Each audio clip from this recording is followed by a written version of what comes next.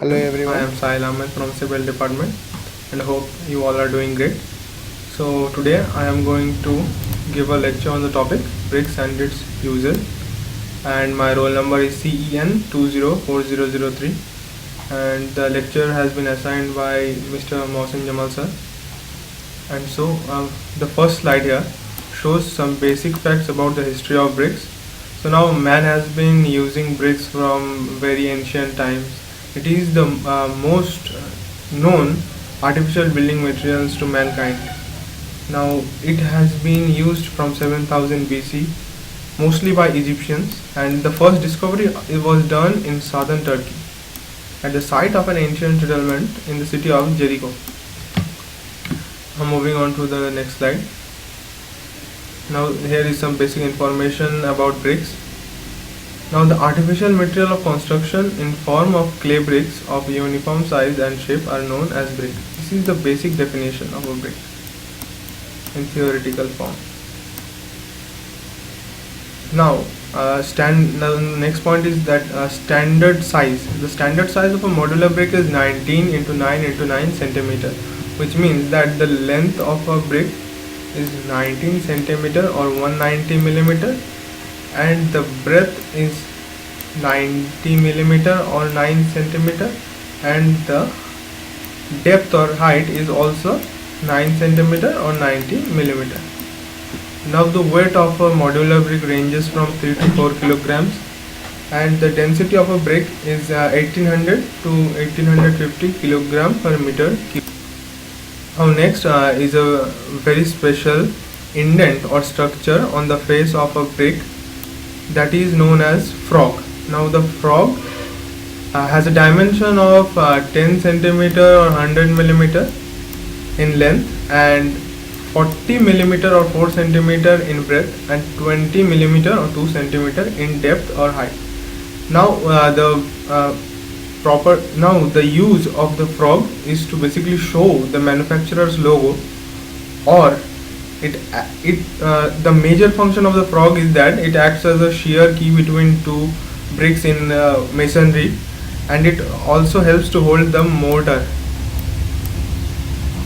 So it is very helpful in masonry work. So it is very important for even exams also, that frog, the definition of frog and the dimension and the uses of frog is also very important. Now the third slide is about good brick earth and its constituents. Now bricks are the most commonly used construction materials, and they are prepared by molding clay in rectangular blocks of uniform size and then drying and burning these blocks. Now in order to get a good quality bricks, there are some basic constituents which must be present in a brick, which are listed here. Now the first constituent is silica, and the second is alumina, lime, iron oxide and magnesium. Now there is a very easy way for memorizing these constituents of a good brick earth, that is to memorize a name, that is Selim.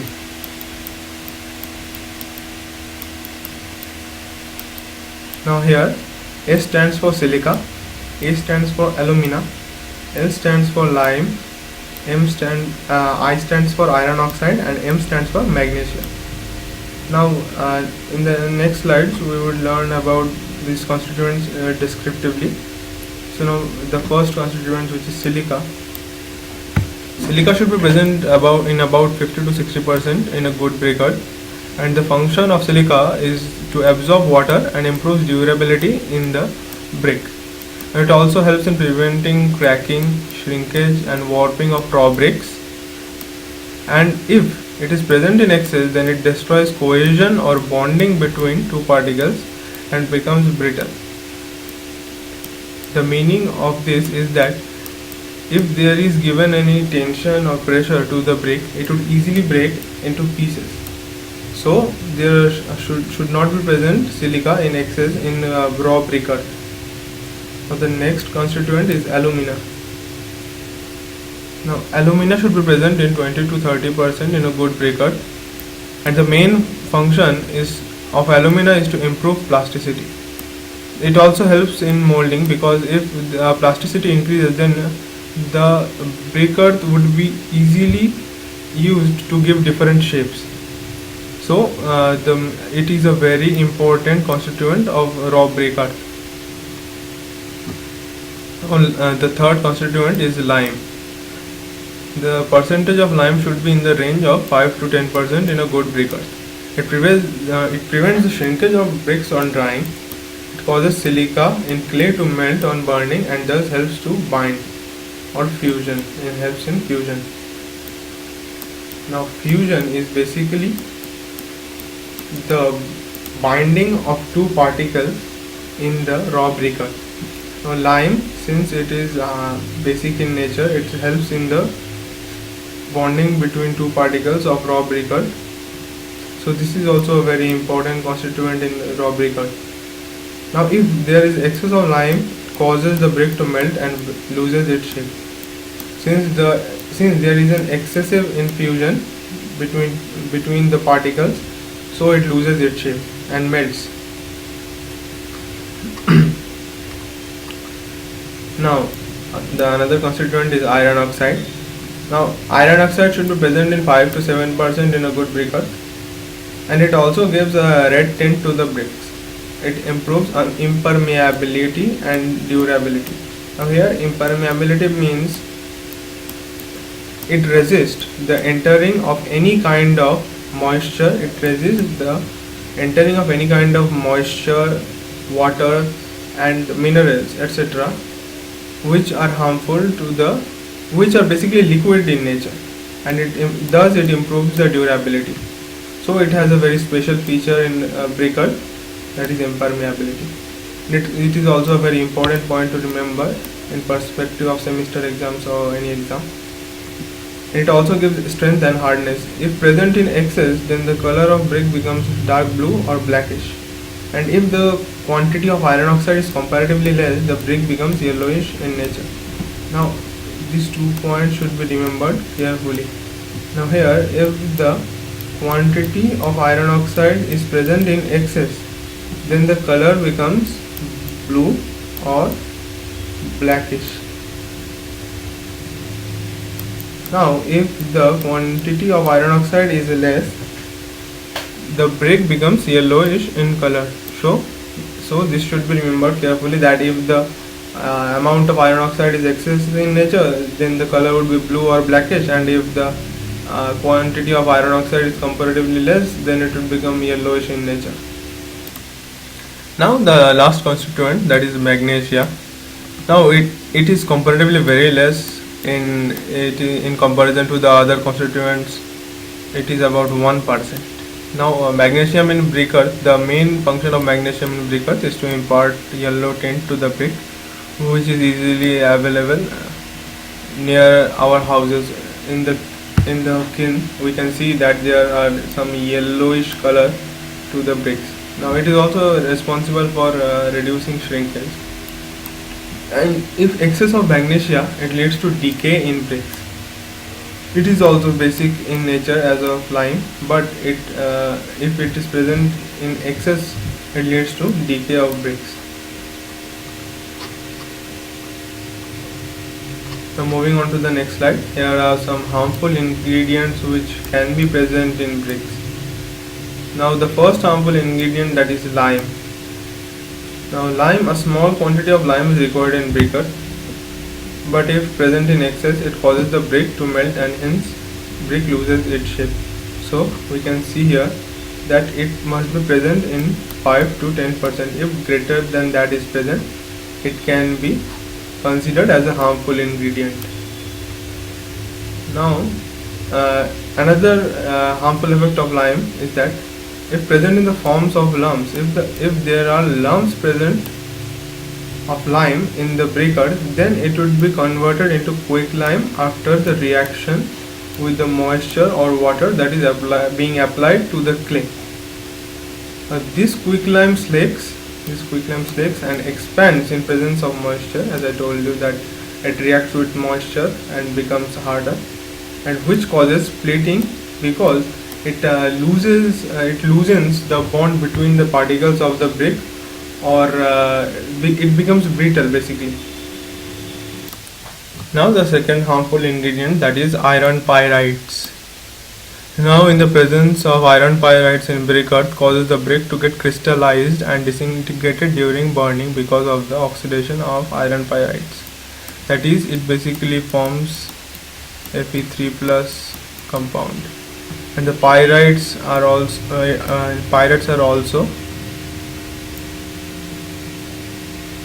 it also discolors the bricks. Now the third harmful ingredients which are prominently found in the bricks, that is alkalis. Now they exist in the brick earth in the form of soda and potash. It acts as a flux and causes brick to fuse, twist and warp. Because of this, brick melts and loses their shape. Now alkalis are very high in pH. So if they are present in excess amount, they fuse more and therefore melting and losing their shape.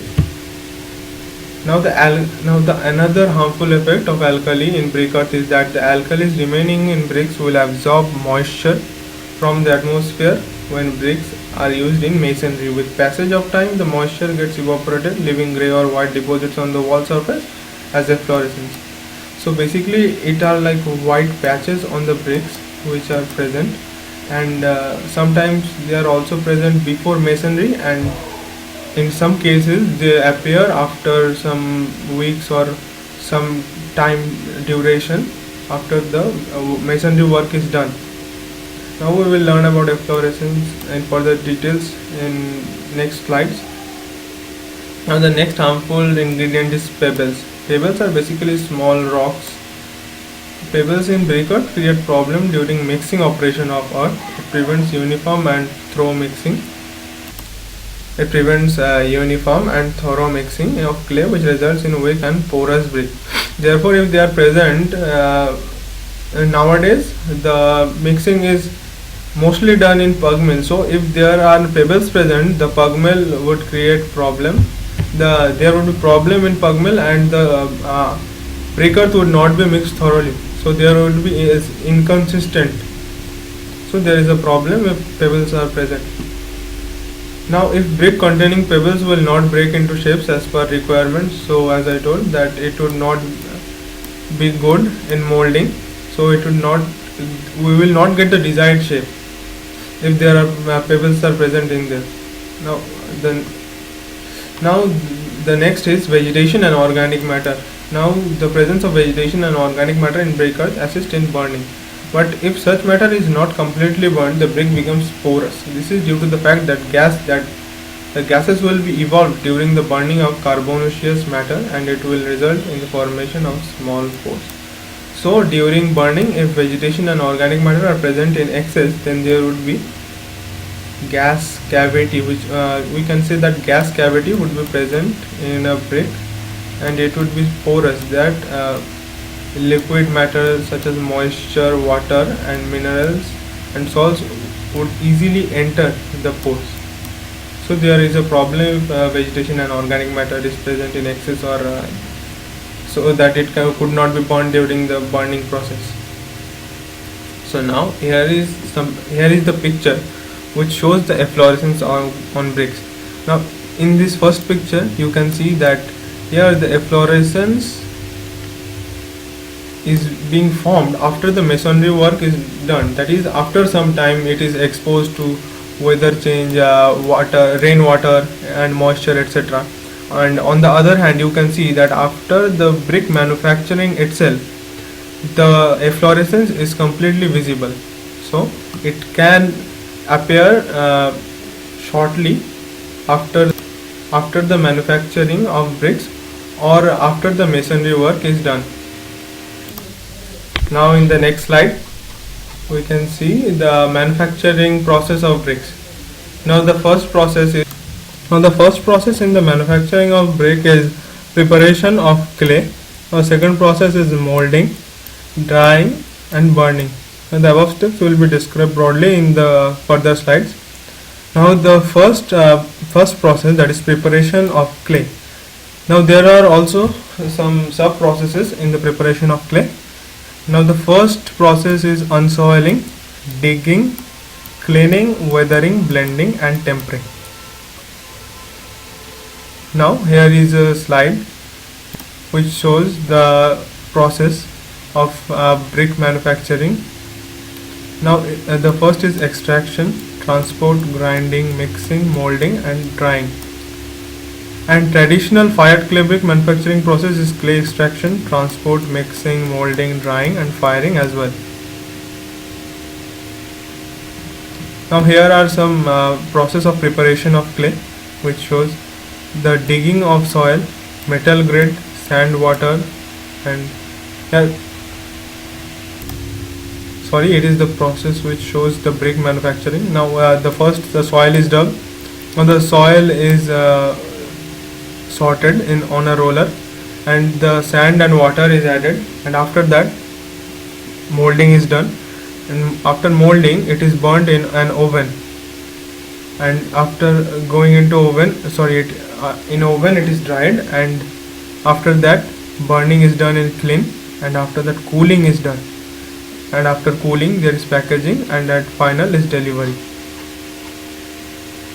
Now in the preparation of soil, in the first process, that is unsoiling. Now the top layer of the soil, that is the topsoil, is dug up to 200 mm in depth and thrown away. The clay on topsoil is full of impurities and hence it is to be rejected for the purpose of preparing bricks. So here unsoiling basically means the removal of the organic matter such as the roots of trees, the leaves and the rotten fruits over the soil. So 200 mm in depth of soil is dug out and separated. Now the second is digging. Now the clay is then dug out from the ground. Now after that the clay is dug out from the ground below the depth of 200 mm. Now then it is spread on the level ground just a little deeper than the general level. Now the height of the heap of clay is about 600 mm to 1200 mm. Now after the clay is dug out and it is spread on the leveled land, there are heaps of clay that are being kept separated, which are about 600 mm to 1200 mm in height. Now the third process, that is cleaning. The clay as obtained in the process of digging should be cleaned of stones, pebbles, vegetable matter. In these particles are found in excess, the clay is to be washed and screened. Such a process naturally will prove to be troublesome and expensive. Now the clay is obtained, and after the process of digging, then the clay is obtained. It should be cleaned of stones, pebbles, as of earlier we have known that pebbles is a harmful ingredient in clay brick earth, and also vegetable stones are also harmful ingredients in brick earth, so they must be removed after digging, and they are removed by the process of washing and screening. And the next step is weathering. The clay is then exposed to atmosphere for softening. The period varies from week to full season. Now the clay is kept ideal or still for some time in open atmosphere, so that it becomes seasoned according to the requirements. After that, blending is done. Now blending, the clay is made loose, that is the plasticity increases, and any ingredient to be added to it is spread out at its top, and it is carried out by taking a small amount of clay every time and turning it up and down in vertical direction. And blending makes clay fit for tempering. Now in the process of tempering, the clay is brought to Now the next step is tempering. In the process of tempering, the clay is brought to a proper degree of hardness, that is the plasticity is made ideal for molding. Now therefore, and it is made fit for the next operation of molding. As you can see here, it is written that it is made suitable for molding. So basically, tempering in simple language is kneading or pressuring under the feet of a man or cattle of brick earth. Now the tempering should be done exhaustively to obtain the homogeneous mass of clay of uniform character. Now for manufacturing good bricks on a large scale, tempering is done in a pug mill. So tempering can be done in two processes, that is manually and automatically. Now manually it is done by pressuring the briquette under the feet of a man or cattle such as bullock or ox, but it is a very lengthy process. So nowadays it is being done by pug mill. Now here is a picture of a pug mill. Now in this pug mill the clay is entered. Now from here the moist clay is entered, that is after blending it is entered from here. The clay is entered from here, and this is the handle which is being driven by in most of the occasions animal, or in some cases human. In some cases humans could also be used to rotate this handle. Now here there are some blades attached to a rod horizontally, which here you can see that they are non-uniform. They are arranged in non-uniform size, so that all the cross-section area could be mixed properly, and the consistent good briquette can be formed. Now here is the outlet of the pug mill. From here the clay is ready for molding. You can see here it is written that pugged clay ready for molding. So basically the clay which is being taken out from the pug mill is ready for molding, and this process is continuous. At one time the moist clay is being entered through this mouth, and at the same time another batch of pugged clay is being taken out from this end. Now moving on to the next slide, the next process of preparation of clay, that is molding. Now the clay which is prepared as above is then sent for the next operation of molding. Following are two types of molding: hand molding and machine molding. Now in hand molding the bricks are molded by hand, that is manually, and it is adopted where manpower is cheap and is readily available for manufacturing of bricks on a small scale. Now the molds used here are rectangular boxes, are open at top and bottom, and they are mostly made of wood or steel. Majority are wooden, and it should be prepared from well seasoned wood. The longer sides are kept slightly protecting, which serves as a handle, and the brick shrinks during drying and brining. Hence the molds are therefore made larger than burnt bricks in 8 to 12% in case of hand molding. Now hand molding could be categorized in two different types, that is ground molding and table molded. Now in ground molded bricks the ground is first made level and then fine sand is sprinkled over it. The mold is dipped in water and placed over the ground. The lump of temperate clay is taken and dashed in the mold. That is, the white sand is thrown in a certain angle over the temperate clay. Now the clay is pressed in the mold in such a way that it fills all the corner of mold. So it is pressured thoroughly over the mold so that the briquette fills every corner of the mold. Now the surplus clay is removed by wooden strike or framed with a wire. A strike is a piece of wood or metal with a sharp edge. So basically it acts as a cutting tool which separates the excess clay over the mold, which is attached with the clay in the mold.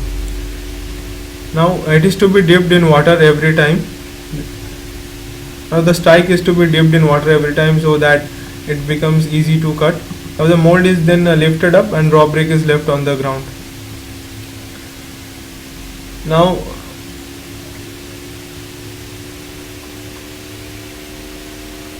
here is a picture which shows hand molding and table molding.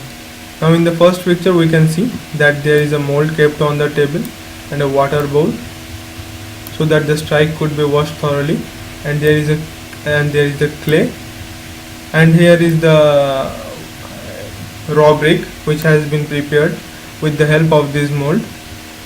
So basically table molding is just like ground molding, but it is done on the table so that we can get good quality bricks, and the surfaces and the shape and size are uniform as compared to the ground molding. Now in the second picture we can see that it is done manually with the help of molds, and it is also a very cheap process in rural areas.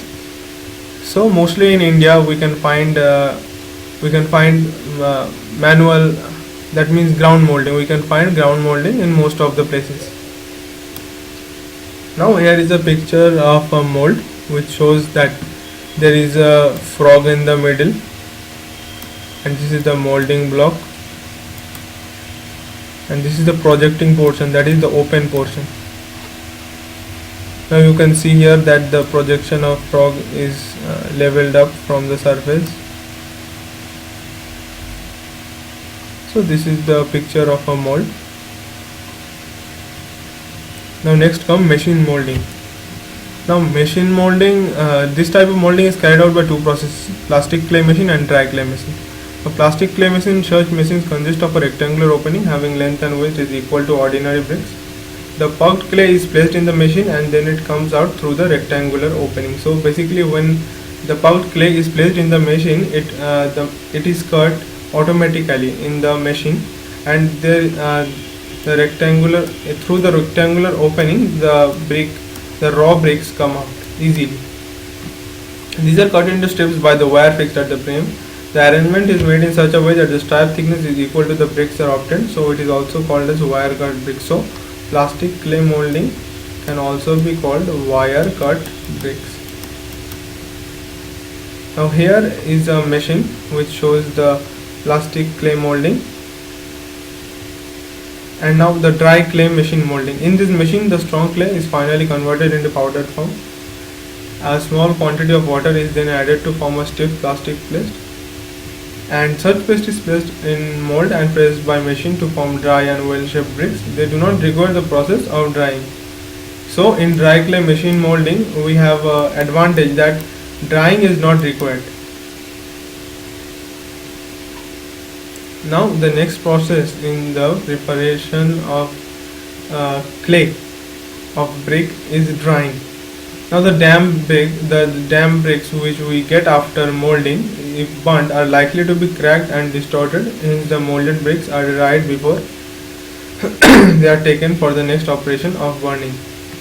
For the drying, the bricks are laid longitudinally in the stacks of width equal to 2 bricks. A stack consists of 10 or 8 tiers. So this is a special formation which you can see here, that there is a special formation for drying. Now the bricks are laid along and across the stock in alternate layers. All the bricks are placed on the edges. The bricks are allowed to dry until the bricks become hard of moisture content, becomes leather hard of moisture content about 2%. So in drying, the ideal percentage of moisture in a brick after the process of drying is 2%. Now in this picture we can see from molding to drying. So in this picture the pucked clay or kneaded clay is being ready for molding. Now the mold is being coated with some white sand, and next the pucked clay is being poured onto the blocks, and in the third, the trimming process of the excess material on which is present above the surface of the mold, and in the fourth, the bricks are being laid in a special manner. And here is the picture which shows that the bricks have been left for drying, and you can see from this side view that the bricks are placed in a cage form. Now the next process in preparation of clay is burning. Now bricks are burned at high temperature to gain the strength, durability, density and red color appearance. All the water is removed at the temperature. Now all the water is removed at the temperature of 650 degrees, but they are burnt at a temperature of about 1100 degrees. So you can see here that in 650 degrees the water is removed, and at 1100 degrees the the raw brick starts burning because the fusing of sand and lime takes place at this temperature, and chemical bonding takes between these materials after the temperature is cooled down, resulting in hard and dense mass. So at 1100 degrees the sand and lime starts to fuse. Therefore the chemical bonding becomes strong, and after that it results in the hard and dense mass. So bricks are not burnt above this temperature because it will result in melting of these bricks and will result in a distorted shape and very hard mass when cooled, which will not be workable while brick work. So it is not burnt above 1100 to around 1250 degrees.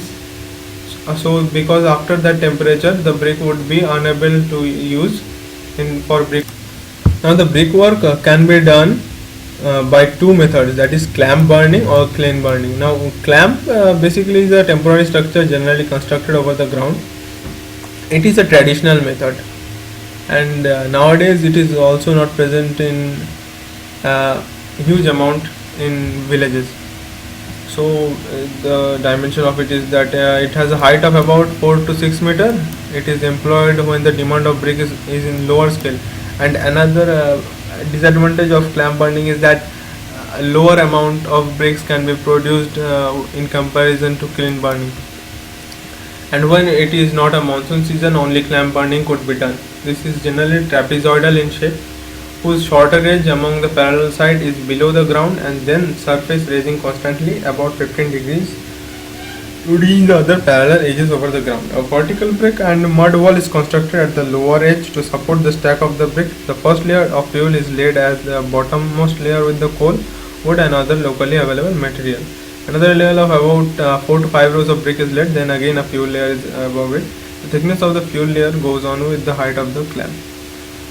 Now in this picture we can see that the fuel is inclined at an angle of 15 degree and a wall is created below the stack to support it, and there is also walls on the side of the stack and it is covered with mud, and in some portions there are also chambers which allow airflow and better burning.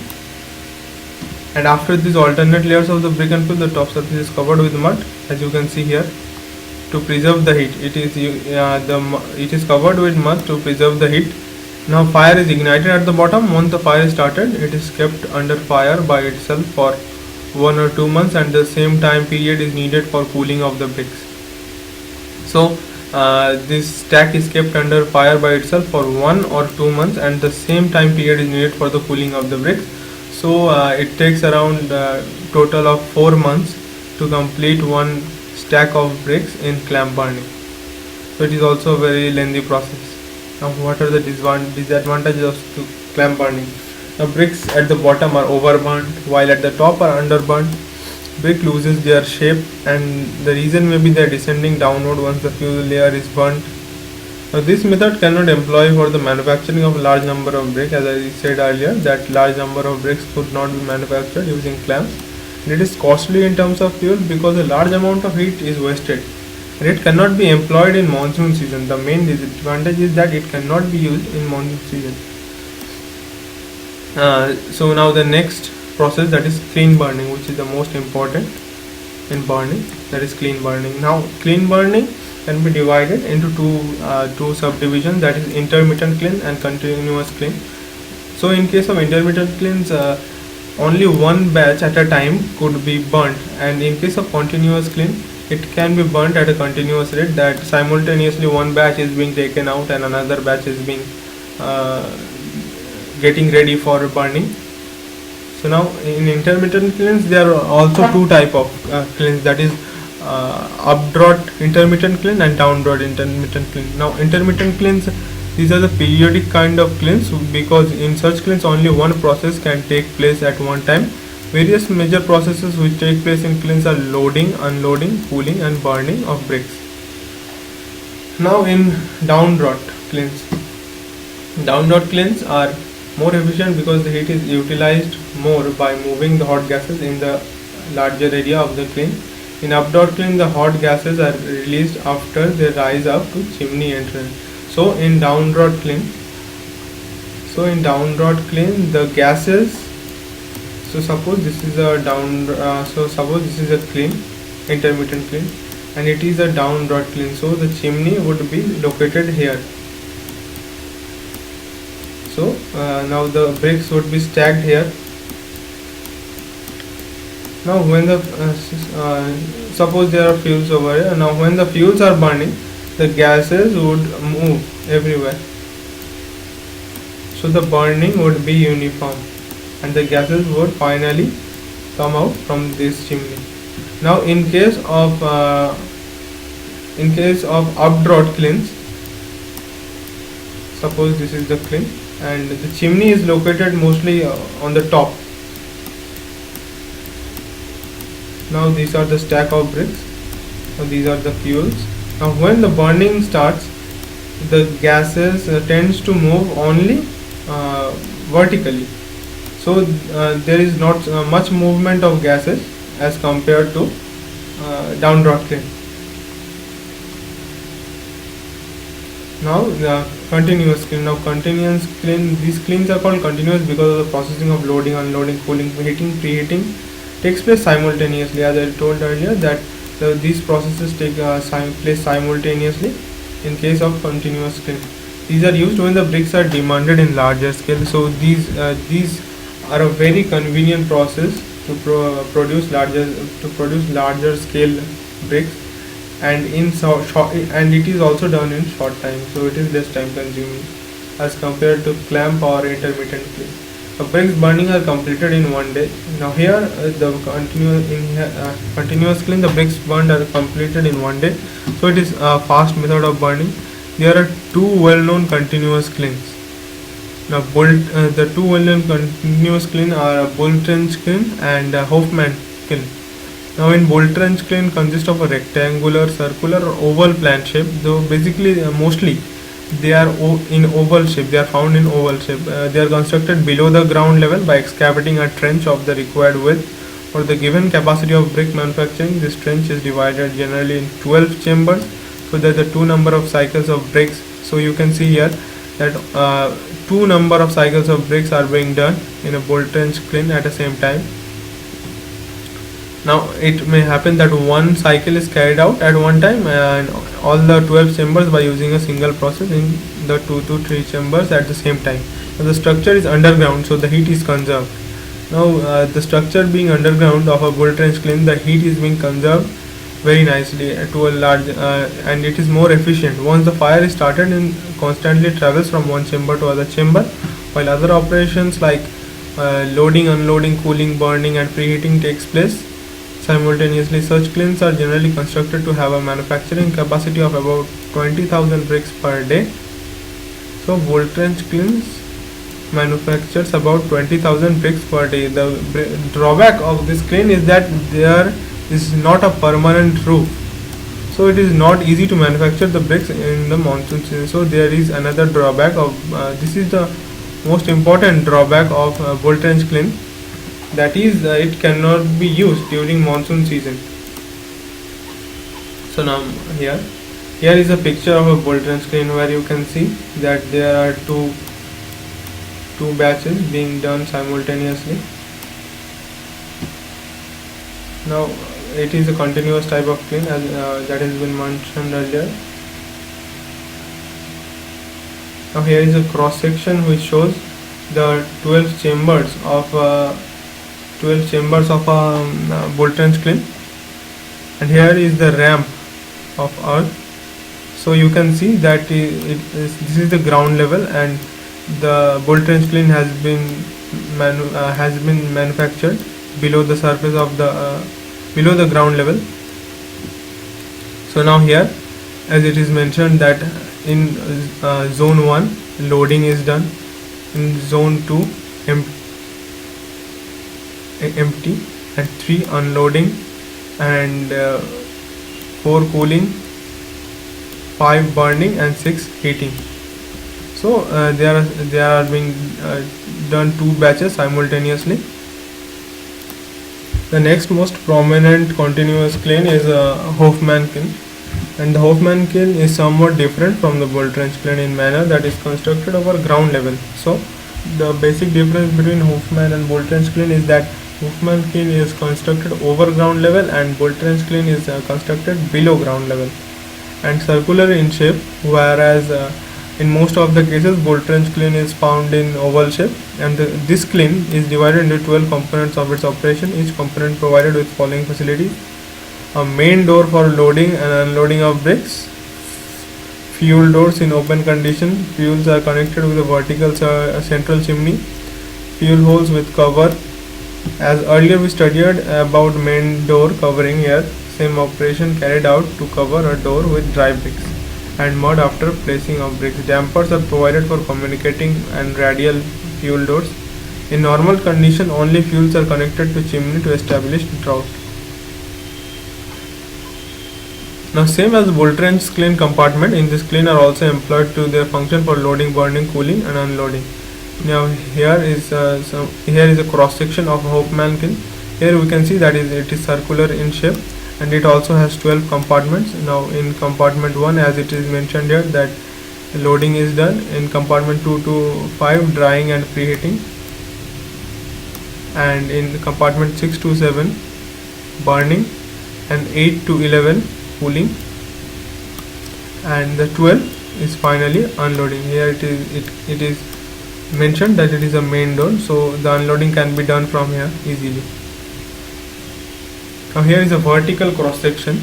The vertical cross section shows that it is constructed over ground level. It can be seen here, and the main door is here, and these are the communicating doors and the fuel holes through which fuels can be easily replenished, and the bricks are covered in this case so that the heat is not escaping easily.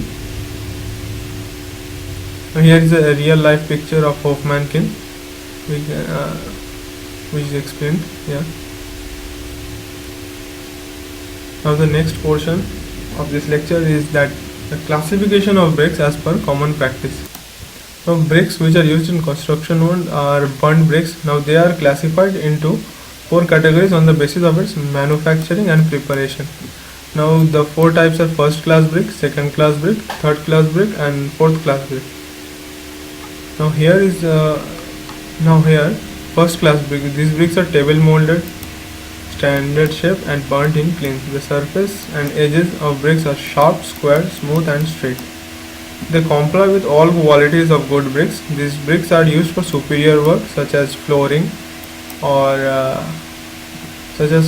and exterior walls. And second class brick. These bricks are ground molded and they are burnt in kilns. The surface of this brick is somewhat rough and shape is also slightly irregular.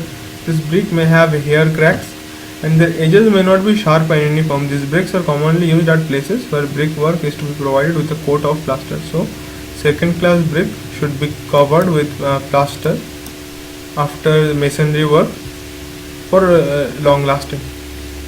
In case of third class bricks, these bricks are ground molded and they are burnt in clamps. These bricks are not hard. They have rough surfaces with irregular and distorted edges. These bricks will give dull sound when struck together. They are used for unimportant and temporary structures and at a place where rainfall is not heavy. So this should be kept in mind that third class brick must be used in places where rainfall is not heavy, otherwise the structure would become weak. Now mostly third class brick is used in foundation work and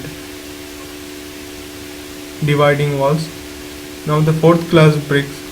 Now these are overburnt bricks with irregular shapes and dark color. These bricks are used as aggregate for concrete in foundations, floors, roads, etc. because of the fact that the overburnt bricks have a compact structure and hence they are sometimes found to be stronger than even the first class bricks. So it is also an important point that sometimes they are found stronger than even the first class bricks because they have a compact structure. So these bricks are used as aggregate. So the main use of fourth class brick is that it is used as aggregate for concrete in foundation floors, roads, etc. In Delhi languages, aggregate is also in Delhi languages, fourth class brick is also known as jhama bricks.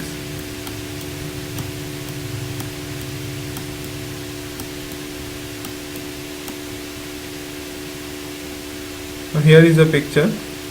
In picture 1, we can see that first class bricks, which is whose shape and size is very well maintained, and it is rectangular in shape, perfectly rectangular in shape, and the surfaces is also smooth, very smooth. And so moving on to the next picture, in second class brick we can see that they are slightly irregular in shape. They are slightly irregular in shape. Some are some they have cracks in them, hairline cracks. You can see the surface is also rough here. Now in third class bricks you can see that some efflorescence has also appeared because they have been burnt in clamp. So if they are exposed to rain, then efflorescence could be formed easily. And also the burning in them is also uneven. You can see here that it is overburnt, some are underburnt, some are mediumly burnt. You can see. Now in case of fourth class brick, you can see they are mostly very distorted in shape, and they are also compact.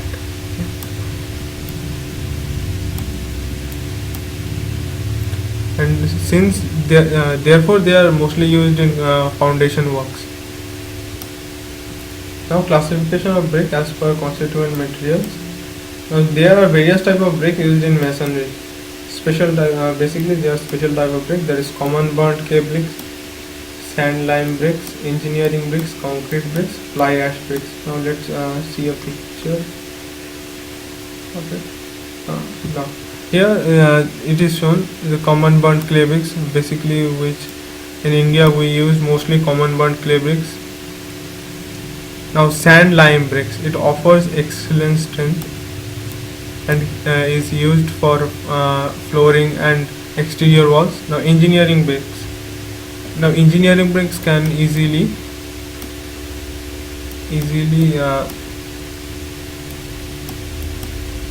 offer excellent load bearing capacity. That is, if excess amount of load is given on this type of bricks, it can easily bear, it would not break easily. But in case of common burnt clay bricks, if we put larger pressure, it would break easily. Now the fourth special brick, that is concrete brick. Now concrete bricks are very smooth. They have a very smooth surface, and the shape of there is also very regular. So it provides a very good looking structure of a home. Now this is fly ash clay bricks. It may expand when in contact with moisture. So here are the specifications of these bricks. Now common burnt clay bricks. Common burnt clay bricks are formed by pressing in molds. These bricks are dried and fired in a kiln. Common burnt clay bricks are used in general work with no special attractive appearances. When these bricks are used in walls, they require plastering or rendering. Now in case of sand lime bricks are made by mixing sand, fly ash and lime, followed by a chemical process during wet mixing. The mix is then molded under pressure, forming the brick. This brick can offer advantages over clay bricks, such as their color appearance is grey instead of the regular reddish color. Their shape is uniform and presents a smoother finish that doesn't require plastering. So it gives a more aesthetic look than common burnt clay bricks. These bricks offer excellent strength as load bearing member. So they also have a high load bearing capacity. So engineering bricks are bricks manufactured at extremely high temperature, forming a dense and strong brick. So since they are burnt at a very high temperature, the moisture content is going to be very low, and the porosity is also going to be very low. Now, forming a dense and strong brick, allowing the brick to limit strength and water absorption. Now, engineering bricks offer excellent load bearing capacity, damp proof characteristics and chemical resisting properties. So The effect of efflorescence would also be very low in case of engineering bricks. Now concrete bricks. Concrete bricks are made from solid concrete.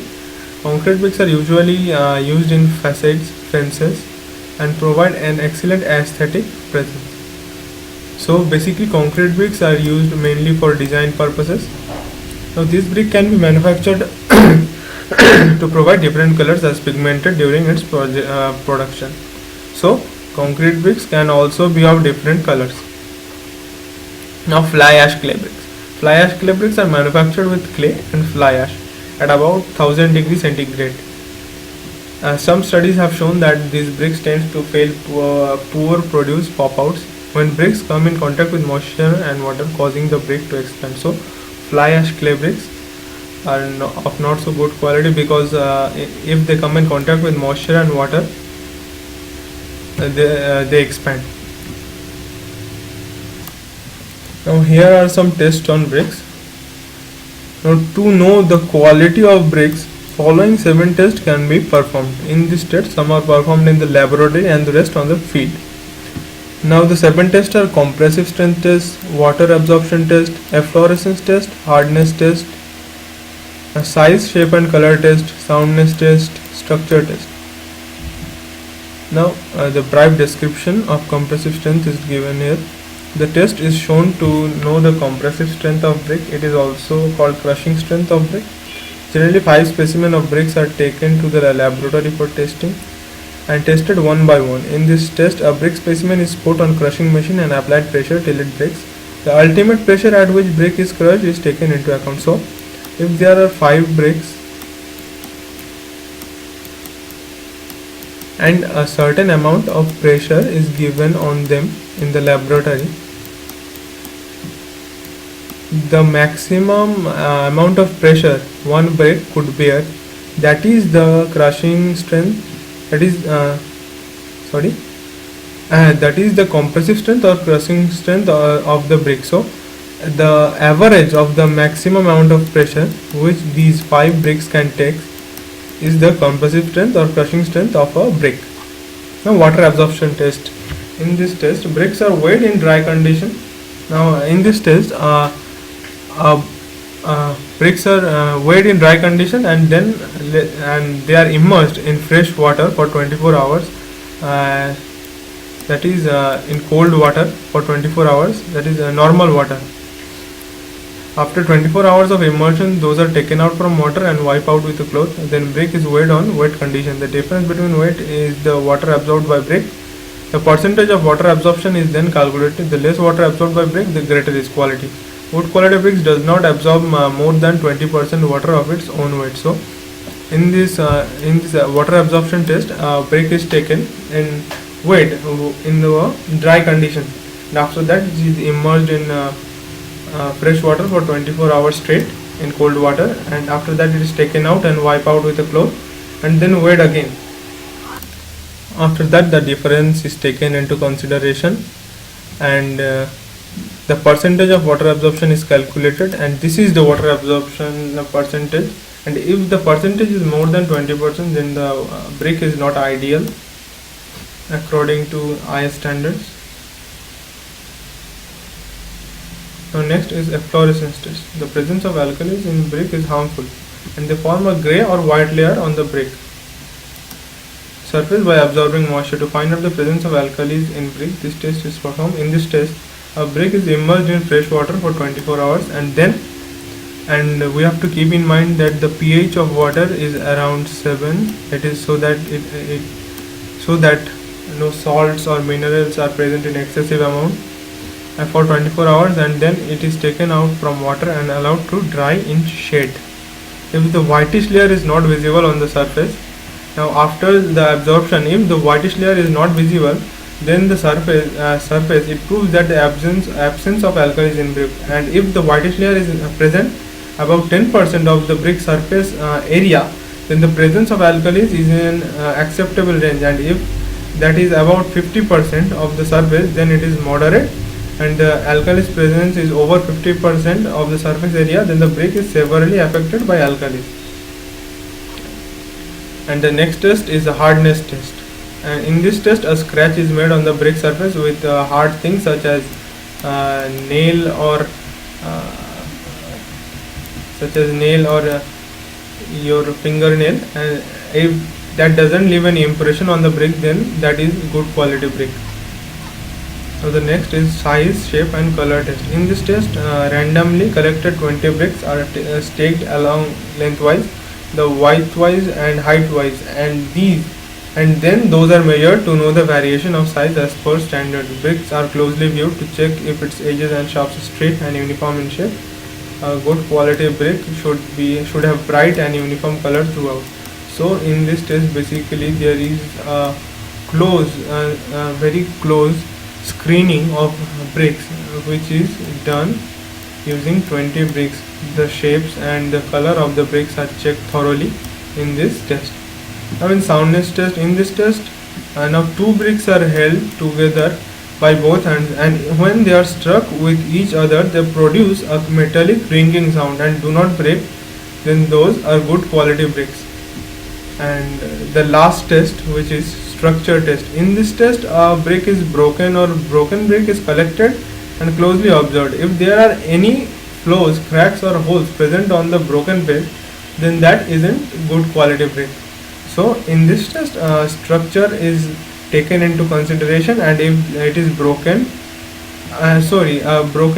brick is collected and closely observed. If there are any flaws, cracks or holes present on the broken face, then that isn't a good quality. So in this test, the broken face is taken into consideration and it is checked thoroughly so that no flaws, cracks or holes are present in them. So this is the end of this lecture, and thank you for your time. I hope this helps, and have a nice day.